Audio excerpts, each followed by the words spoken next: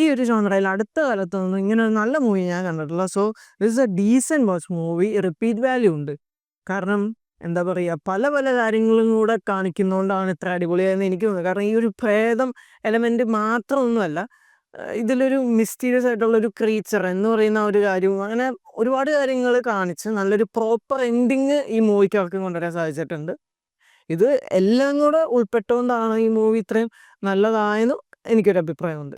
ഈ മൂവിയിലെ കോമഡി ആണെങ്കിലും VFX ആണെങ്കിലും മ്യൂസിക് ആണെങ്കിലും അതിൻ്റെ പ്ലേസ്മെൻറ്റ് വരെ നല്ല അടിപൊളിയായിട്ട് അവർ ചെയ്തു വെച്ചിട്ടുണ്ട്. പിന്നെ എന്തൊക്കെ ഫ്ലോസ് എന്തെങ്കിലും ഉണ്ടോ എന്ന് ചോദിച്ചാൽ കുറച്ച് കാര്യങ്ങളുള്ളതുമാണ്.